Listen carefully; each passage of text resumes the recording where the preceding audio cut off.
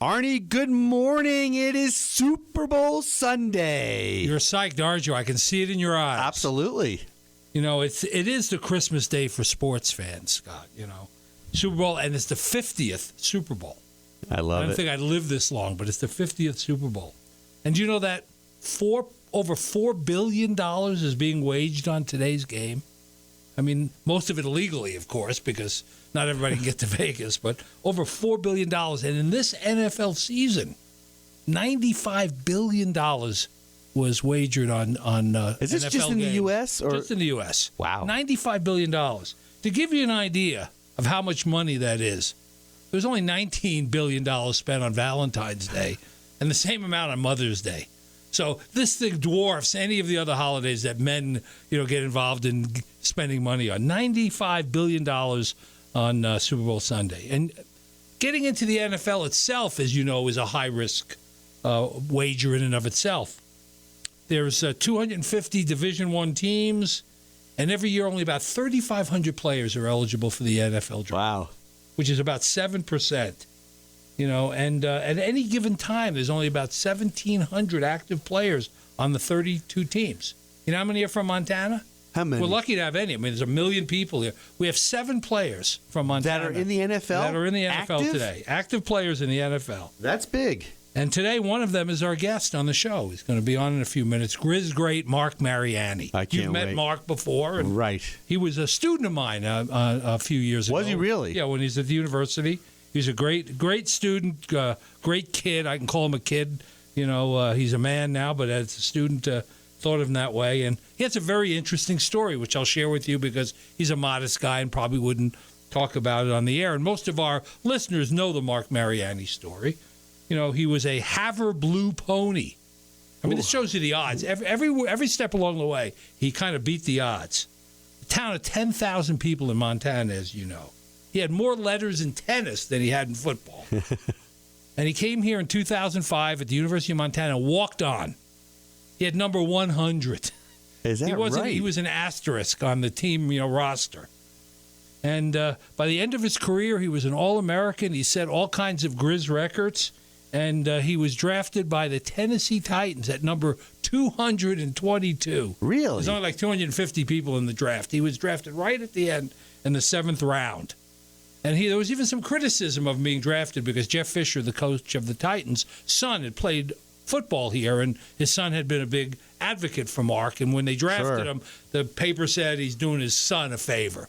But it turned out in his rookie year with Tennessee, he was selected to the Pro Bowl and played in the Pro Bowl and set several Pro Bowl records, believe it or not. He's defied the odds at every step of the way. Incredible. What's even more incredible, on top of that, he missed the entire 2012 season with a horrific leg injury in the preseason. That was on all the networks. That night on ESPN and all the shows, they showed his broken leg. I mean, the bone came through the skin. A compound. It was considered one of the most horrific fractures, and compared to Joe Theismann's when Theismann was with the Redskins and broke his leg. I kind of like that as a Giant fan. Yeah. And he was on injured reserve for the whole 2013 season, and most people would have just chalked it up, and that's the end of your career, and wouldn't have the stamina and the fortitude. And he ended up, hanging in there. He got picked up halfway through the season by the Bears, and had a very, a good half season as a punt and kick returner. But Marc always wanted to be a wide receiver. That's what he set all the records at for when he was with the Grizz. And he certainly had the hands for it. And this year, he had a very productive season for the Bears. They started him about 8 games into the season regularly at wide receiver, and he actually led them in the last game of the season. Did he really? Yeah, and he was a very, as I said, very productive slot receiver. I saw him play a few of those games. And so we asked Marc on Super Bowl Sunday, well known by our listeners, to come on the show and talk about daily life in the NFL and share his Super Bowl prediction and give us some insights of what it's like to come all the way from Havre, Montana, beating the odds to being an NFL pro player. I can't wait. Listen, when we come back, we'll have Marc Mariani on What Do You Know on KGVO. All right, we got Marc Mariani on What Do You Know. Hey, Marc. Hey, guys. How you doing? Marc, Thanks for having me on today. It's Arnie Sherman. How you doing on Super Bowl Sunday? I'm doing great, man. Excited for the day. Where are you? Where are you? You know what? I'm in California right now. Nice. How's the weather? It's beautiful as always. Yeah, good. This is where I train in the off season, and it works out well. My agent's down here, so I spend a little time down here, try to get back up to God's country as much as I can. But it's not a bad place to be for work. No, but we miss you here, so get back here as soon as you can. Always, as much as I can. So before we ask you about your prediction for the game today, let me ask you a few other things that inquiring minds want to know. So tell me describe the ritual that happens after the last game of the season, regardless of whether you're making the playoffs or not. You're at your last game. You go into the locker room. What happens? You know what? Unfortunately, I have the same scenario every year in my career, which is we're not going to the playoffs. It's why I have a love-hate relationship with this day, the big Super Bowl. I'm a huge fan of the game, but I've never had a chance to play for it. But honestly, it's kind of a bummer. Things are kind of somber in there, and guys kind of know it's over. And really, the coach says his piece, and guys leave, and then Monday morning, it's a couple exit meetings. And we're gone, man. You never see the guys again. It's a quiet building, and it's kind of a weird feeling. It is. It's a weird deal. I mean, most people that have jobs, have jobs that are all year round, and you see everybody. And your job at the end of the 16-week season, you're gone until training camp again. No doubt. And you always think, guys are going to stick around. Guys are going to work out. You'll have time to go to dinner and have some time outside the facility, and it just never ever works out like that. Guys just pick up shop and take off to their all corners of the country and go to their off-season programs, and it's just kind of a bummer. What happens at these exit meetings? I'm just curious. What do they do? Like, they say, hey, you make sure your paperwork's filled out, and make sure you eat your your vitamins and eat your Wheaties. What are they telling you? Everybody's a little different, but you got to check out with every area of the building. You got to check out with training room. You got to check out with the equipment staff. You got to check out with your position coach and with the coordinators on offense or defense. And there's a little protocol to it. You got to do exit physicals, which are pretty important as far as guys just kind of getting an eval at the end of the year.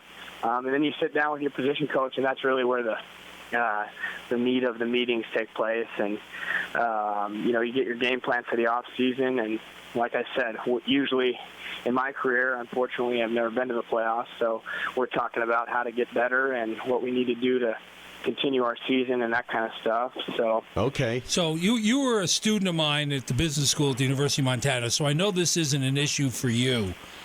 But for in general, how do people plan and budget for the off season? You only get paid during the season, right? You get checks for the 16 weeks, and once it's over, you don't get paid till the next year or whenever. If you're a free agent, you might be waiting longer than you normally would to get paid again. How do people prepare for that?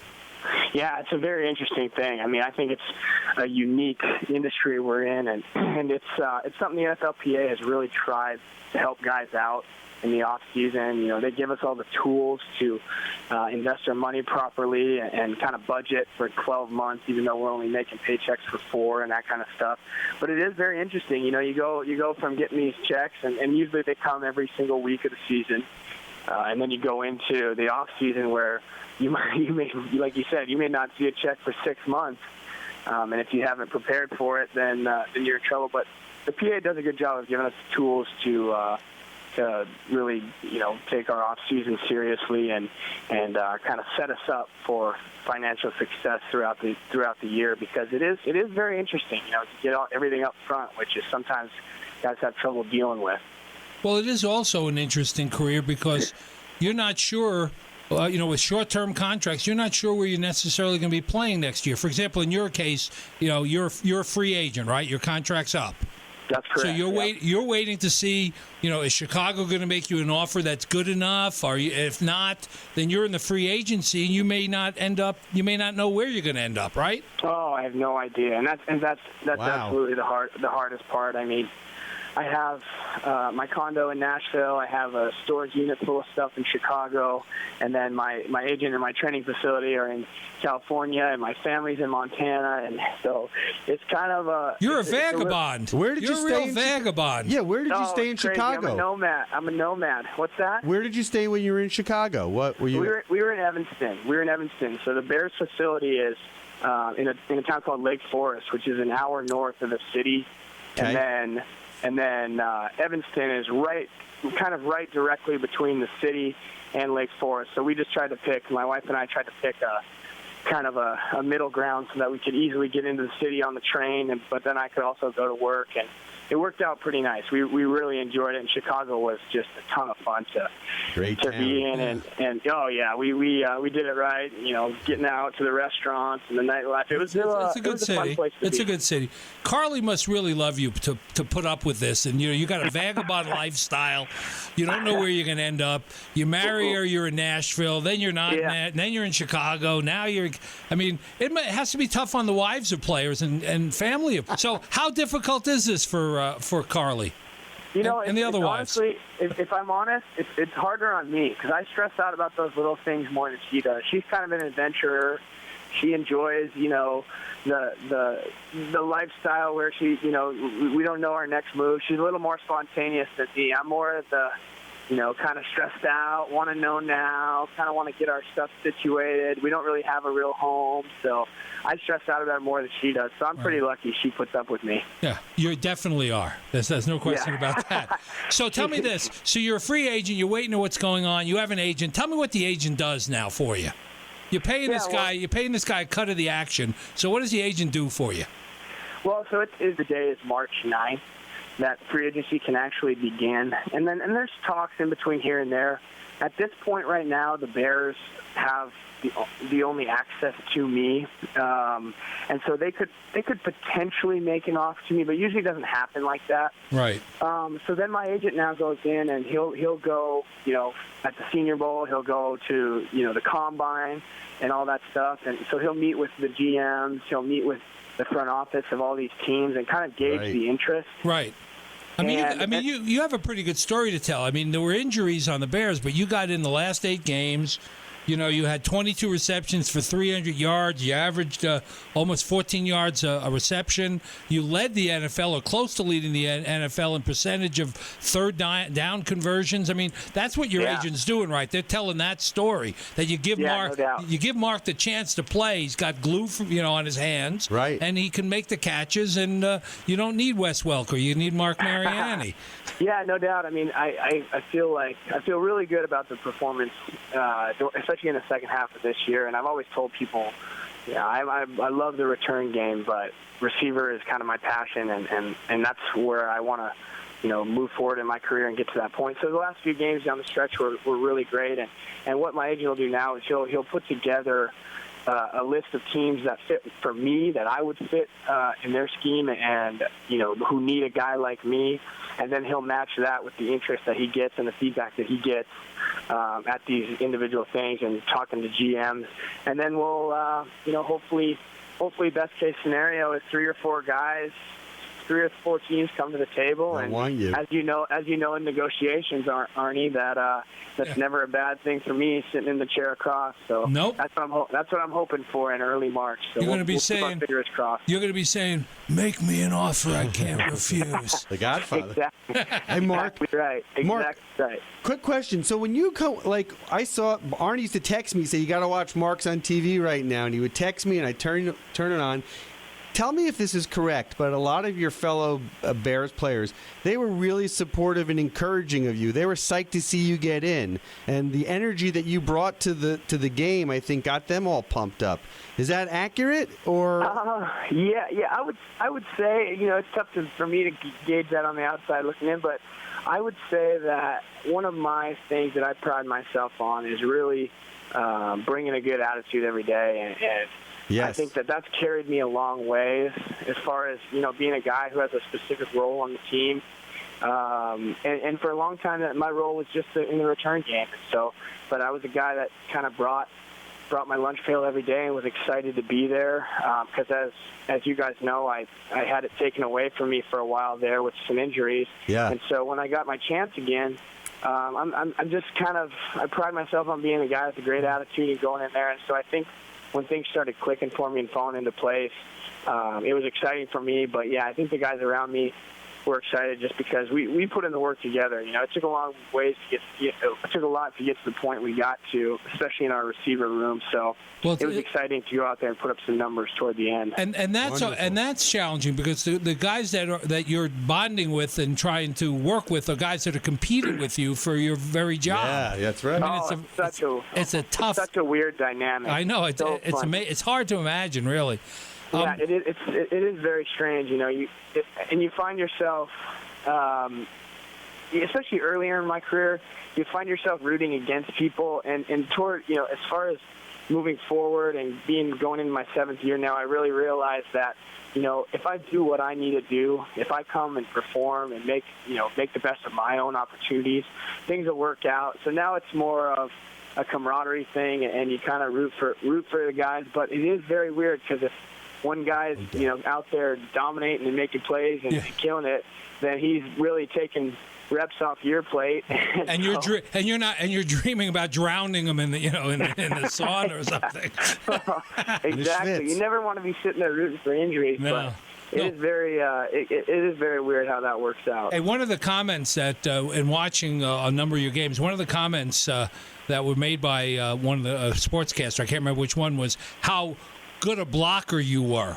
Oh yeah. And you, as I started watching that part of the game, you were in there on a lot of snaps over those last 8 games, and you were really holding your own against some pretty sizable opponents when you were asked to block during a scheme. One thing that I kind of hang my hat on is if you as a receiver, you always want the ball. I'm always open. No one can guard me type mentality. But we all know it doesn't really work like that. You don't get the ball. So one thing that I kind of hang my hat on is the fact that if you're going against me, especially all game long, it's going to be a rough day. You aren't going to be taking any plays off. You're not going to be able to skip off and not have someone in your face. So I pride myself on making it tough on those DBs, man. That's my job. That's what I get paid to do. So I'm out there kind of scrappy, and that's, well, let me ask you this. Been the definition in my game for a while now. I don't want you to divulge any confidentialities, but you've developed chemistry with the Bears with your quarterback, right? So you got some good chemistry. And do you go back into the huddle and say, "Hey, I'm open"? How does that work? I mean, yeah. I've seen it in the movies. I've seen it. But do you go back? Do you go back in there and tell your quarterback, "Hey, I can beat this guy"? Yeah, there's a lot of that going on. I think there's a lot of that going on from all the positions. Really, there is a little bit of that in the huddle, but also mostly on the sideline. After every series, you go to the sideline and kind of go over what happened and. Coach, people don't take it negatively. It's not like a negative thing when hey, I can beat this guy, and the quarterback goes, yeah, whatever. It's more like coaches and the quarterback and everybody, they want to know the feedback. They want to know what's going out there. They can only see so much. Right. So if you're a guy that comes back and gives good information, and then the next time they run that play or run it, a play off that play, and it works, then they come back to it. But if you're a guy that says it every time, then they may go. Well, I noticed. We've heard that story before. I noticed as I watched near the end of the season that Jay Cutler started looking for you more and more when he was in trouble. He knew that you were, whatever route you were running, that you had a chance to be open. I noticed, from about game 8 on, where you were maybe the 3rd or 4th option. When he was getting in trouble, he was looking to you more and more during the last games of the season. And on the last game, you led the Bears in receiving, so that was pretty exciting. Yeah, that was that's some pretty gratifying stuff for me, just because that's where I've always wanted to be. That's where I wanted to get to in my career, as a guy that. Not only, like I said, in the return game, and not only playing on offense, not only doing the dirty work, blocking and stuff, but I just really wanted to be a guy that could make an impact and was making plays to help win. And toward the end, and especially, like I said, down the stretch, I think you hit it on the head. I had earned his trust, and that happened over the course of the year and out on the field on Sunday. And he was looking for me, and fortunately, I did get to make a few of those plays. And that's the kind of guy you want to be. You want to be out there, but you also want to be an impact guy, and it meant a lot to me to get to that point this year. You did wonderful. Now, the question for you is, with defenders, what kind of trash talking and what are they doing? Like, are they trying to get into your head? Because I say this, I think to the Odell Beckham situation with, and just like saw what happened when a defender on the Panthers got into his head in such a way that it took him out of his game. Are they trying to do that to you? Yeah, no doubt. I mean, there's a ton of talking going out there always. Are they saying white boy? There's a receiver that's a white boy? Let's just put it this way for the ratings. I don't know what the show's rated at, but I've been called a lot of names out there. So they pretty much run the whole gamut of whatever you could think of. So, but mostly, I think a lot of it too is there's a sportsmanship of it where you're going to compete so hard, and a lot of guys play the game with a lot of integrity and have respect for other guys. So it doesn't always get super dirty and chippy, and obviously we've seen moments of that happen, but mostly in my experience is just guys going out there battling and grinding and hitting and whatever, and then maybe you talk a little bit, but then after the play or after the game you kind of go, it was a good day's work and that kind of thing. There's not a lot of guys out there that are just trying to be dirty and that stuff anymore. I think they're trying to get that out of the game, and I think it's probably a benefit to the rest of us that they're kind of cleaning it up. Well, the life expectancy in the NFL, as you know, is only 3-4 years, and you're going to be heading into your 7th year. Let me ask you this: has there been a player that stands out who helped you the most along the way, who went out of their way to give you some advice and guidance, that was really sort of a selfless kind of other receiver on one of the team, either on the Titans or the Bears, who you felt who was that? I'll tell you what, and this means a lot to me because he helped me so much, and I only played with him for like 3/4 of the year, and it was Randy Moss, man. Wow. He was the best teammate that I've ever had. He was kind of on the going out. He only had a couple years left in his career at that point. But the way he worked and the way he approached the game and the things, he would make me, Tuesday was our day off, and he would make me get up with him every single morning and be in the weight room at 8 o'clock on our day off. And I was just a young buck. I was a rookie, and I was just enjoying my days off at the beginning of the year. Right. And then here comes Randy, and he made me go work out with him, and we formed a pretty cool bond. Well, maybe he was trying to make up for embarrassing the Grizz in '96 in West Virginia when he had like 200 and something yards in the first half against us. That's the first thing before I even introduced myself to him. That's the first thing I brought up to him, and he just laughed and thought it was so funny. And I'm like, no, bro. Those striped socks will be in my nightmares forever, dude. Well, what's great, is that some people like Randy have a certain kind of public persona, and your story belies what some people think about him. And I was with a former Major League Baseball player a few months back, and I asked, we were hanging out and having lunch, and he was a pitcher, but he was on the a couple of major league teams and was a journeyman. And I said, so what player helped you the most and worked the hardest? And he said when he was with the Texas Rangers, the guy that was the most prepared, who worked the hardest, who was almost like a machine, was Alex Rodriguez. And he doesn't have the reputation of that necessarily by the public. They look at him as maybe a victim of the doping scandal or whatever. Yeah. But here's another example of somebody who as a teammate excels, and the public maybe has a misperception of what they're like.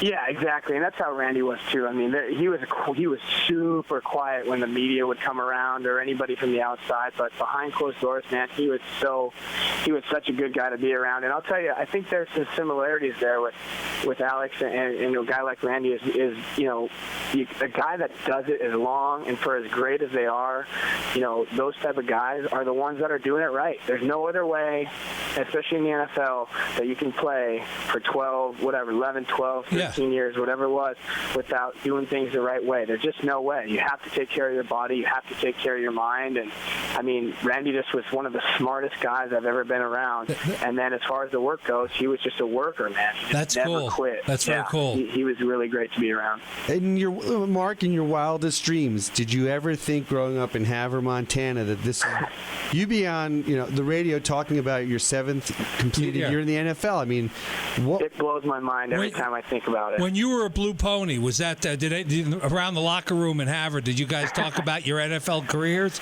We all thought the whole team was going to go together, unseparated, all the way through college, get drafted on the same. No, I mean honestly, yeah. Every kid dreams of being in the front yard and playing in the Super Bowl, and mine was Brett Favre. I dreamed of catching balls from Brett Favre and all that stuff. And then Arnie, this. Yeah. My career at the Grizz, it was a tough ride. It was a tough ride at first and all that stuff. And those are the long days that you put in and to get to the top. And so when I think about everything that I've come through and think about where I'm from and think about all the people that have helped me along the way, and then I stop and think that I'm going into my 7th year, almost twice the league average of in the NFL. It's just incredible. I just kind of look around and I just count my lucky stars, and trust me, I spend a lot of time smelling the roses because it's a great ride, and man, I'm very appreciative of everything that I've been through. Well, you may not have caught a ball from Brett, but you did from Peyton Manning. I know in your rookie year you went to the Pro Bowl, and then so did Peyton.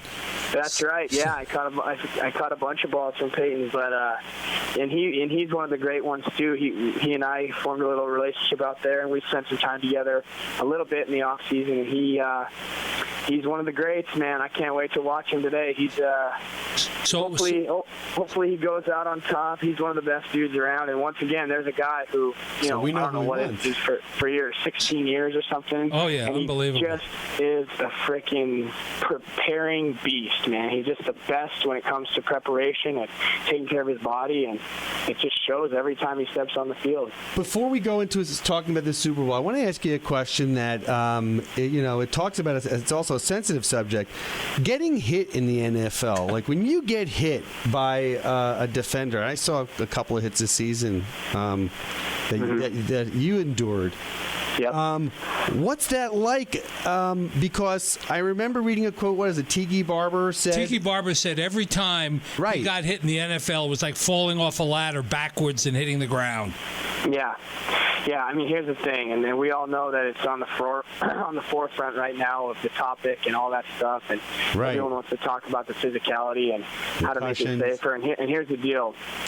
Is guys are getting so big and so fast and so strong that you know what you're signing up for. You know that when you take the field, if you're not prepared for that, then you're going to be in trouble. And the way I look at it is, I can't even think about any of that stuff when I'm on the field. Right. I mean, if you have that in the back of your mind, you're already a step slower. You're already setting yourself up for failure. And so, I mean, there's a time and a place, and maybe the off season to think about the repercussions of that stuff. But when you step between the lines and you're competing, that stuff doesn't even cross your mind, and it does hurt. Let me tell you, it hurts. These guys are big and strong, and you had one of the most horrific injuries in a game that compared to Joe Theismann's, we all watched it and saw it on TV, and you experienced it.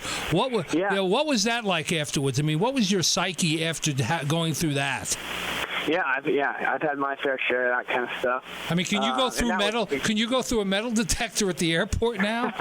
Actually, yeah, they don't buzz me too hard, which is nice. I always thought that was going to be a problem. So, well, how many rods and screws do you have in your leg?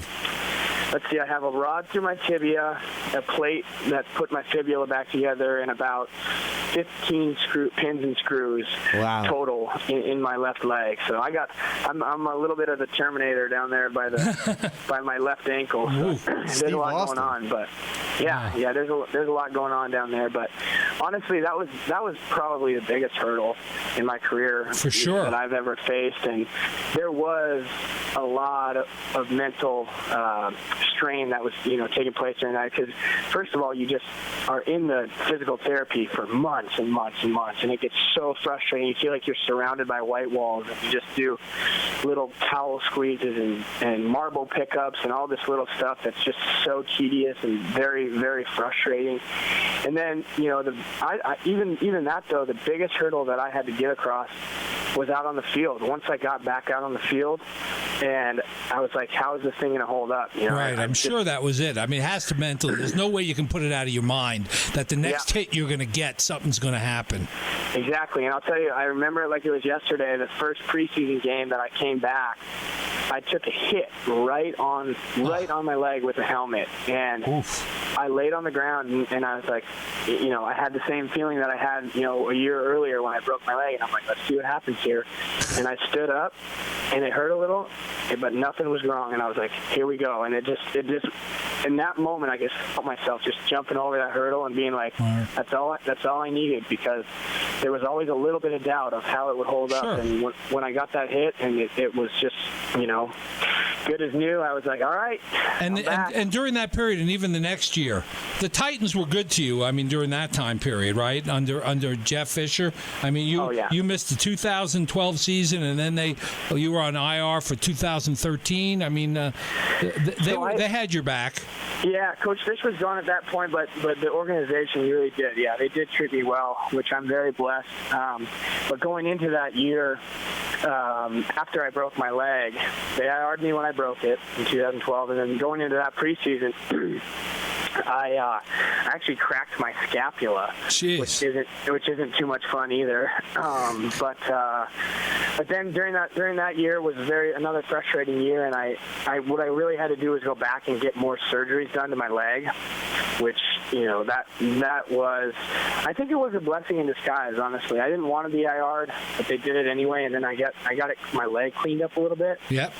And I don't know if I would have, in the long term, I don't know if I would have been able to hold up like I did without those extra surgeries. So, well, you look good last year, and you look good this year. So let me. Yeah, I'm glad I did. I did it the way it happened. I can't really do a Chris Berman impression, but let's put on your sports announcing cap, because that might be your next career after this. And and I'm going to say, Marc, there's a game this afternoon. Let's not forget that. And it's between a 17-1 team and the Broncos. Yep. With Peyton maybe playing his last game. This might be his last rodeo, as he's joked about. What's your take on the game? How do you size up the two teams?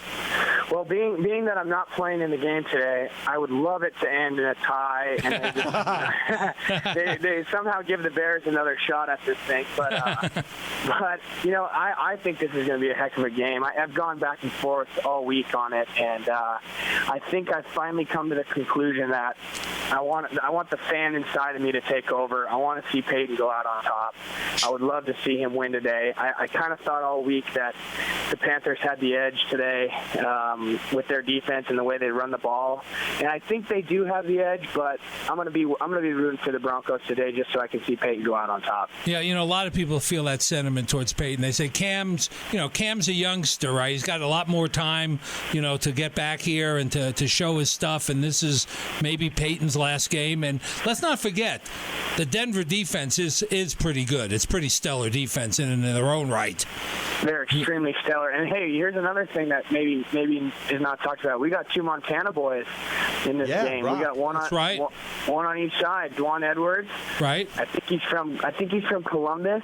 Right. And he played for MSU. No, he was. He actually went out to Oregon State. Oh, really?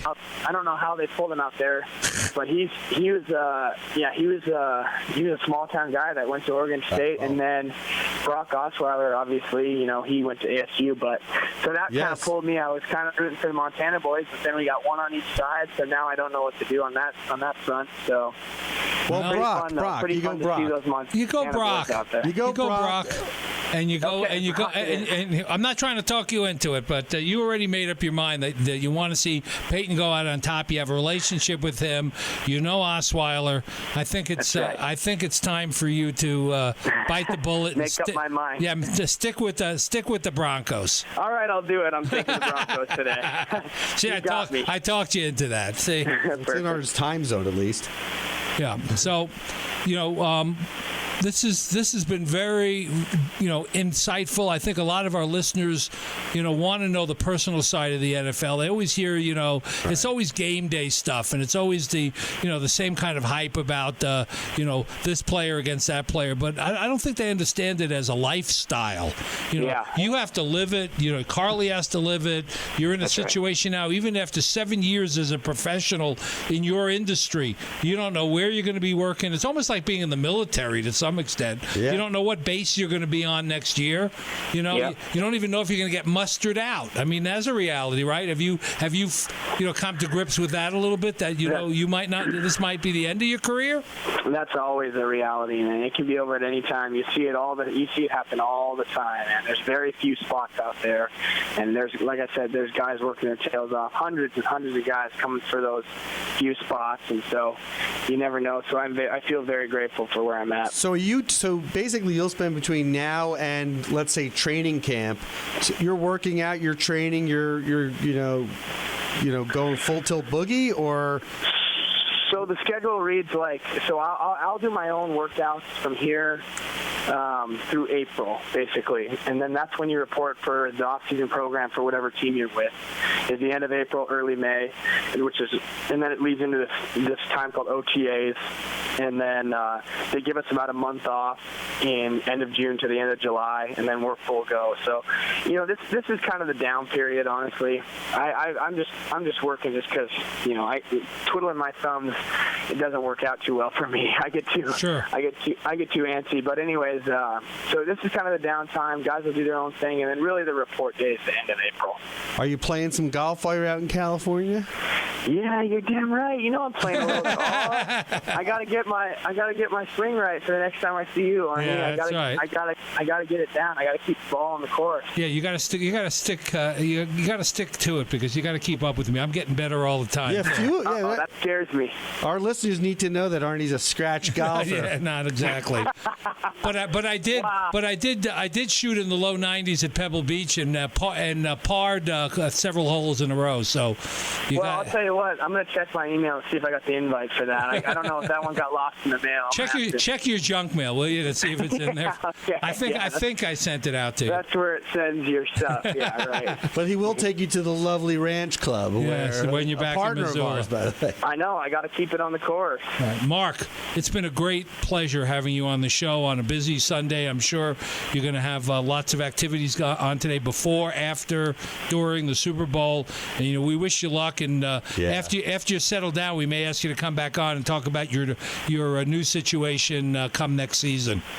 Perfect, buddy. Looking forward to it. Thanks for having me. It's great to hear your voice, man. Hey. We'll keep in touch, and it's always a pleasure. You guys call me anytime. All right, you take care. Thanks again, Marc. Take care. Happy Sunday. Okay. Bye-bye. Bye-bye. He was an incredible guest, wasn't he, Arnie? I have to tell you a couple of stories about Marc. Please. He was a student of mine at the university. Right. And when he was a senior year, and he never missed a class. And the classes were on Thursday morning. So, he was getting ready to fly out of town at noon or 1. Right. I've had other football players, Grizz football players in class, and, they occasionally, miss class or, they had injuries. And he was only late to class once. He came in on crutches because he had a little bit of a sprain. Right. And he apologized for being 15 minutes late. So even as an undergraduate student at the university, he was his stick-to-itness and his commitment to whatever he was involved in was exemplary. You could just tell that he is a high-level individual. I mean, just his attitude, how he takes his conditioning very seriously, but he also takes the opportunity to play for the NFL seriously, but he also knows that it's a rare opportunity, so he's going to treat it great all the way through. Well, you have to either have a kind of screw it mentality and be whatever happens, or you have to have that kind of mentality because you're in competition. Every year they're bringing in new, younger guys that are hungry to make a team. Right. You are worried about injuries. You're worried about, what the coaches think. I mean, you're under extraordinary pressure. And even though he talked about the camaraderie, I mean, all the receivers are all, segmented.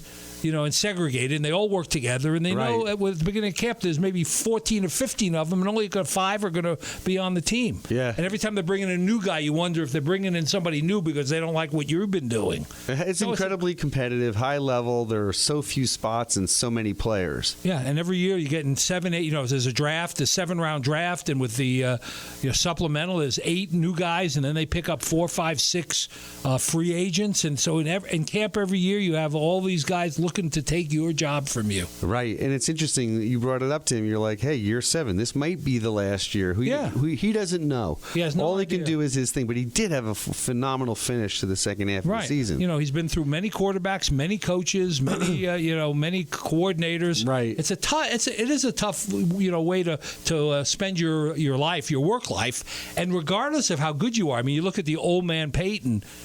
He's 38 years old. Could be maybe 40. Yeah, I mean, but that's a young guy in most in most industries. And you talk about the old man, his career's over. He's got another 40 years of life left after this. We should have asked Marc this, but what does Marc do after? What is his plan? Right, like after the NFL. Well, a lot of them do sportscasting because they like hanging around and being in the action. Some of them coach. Right. Or some of them get smart and move into another area behind a desk. Remember Alan Page became an attorney and became a player rep for the NFL.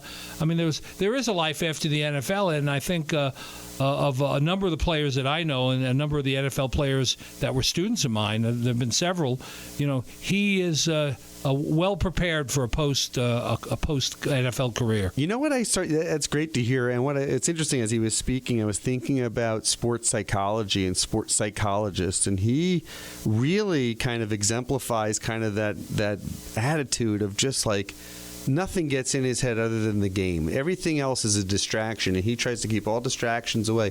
And that's either you have it or there's training and therapy, sports therapy that gets people to that place. Because I think that's a pitfall for a lot of players. Well, there are players that are naturally gifted, right? And things come easy to them, relatively speaking.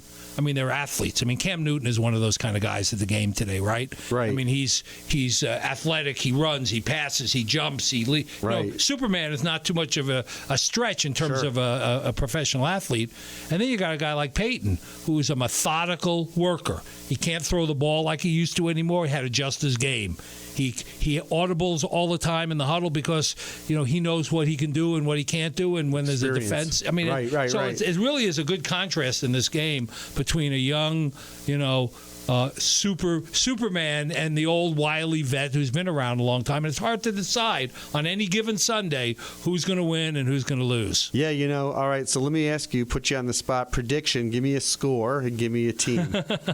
Well, if I was betting a lot of money, I would have to take the Panthers. Billion. It's a 6-point spread roughly, and I would probably take the Panthers just because they're young, they're cocky, they're aggressive. My head goes for the Panthers. My heart goes for Denver. For the Broncos. All right, so give me a final score. Forget about the line. I'd say 31-27 Denver. Okay. That's my line for today. I'm I'm going to go. If it's a defensive game. Yeah. Okay, I am going to go I will go 27-20.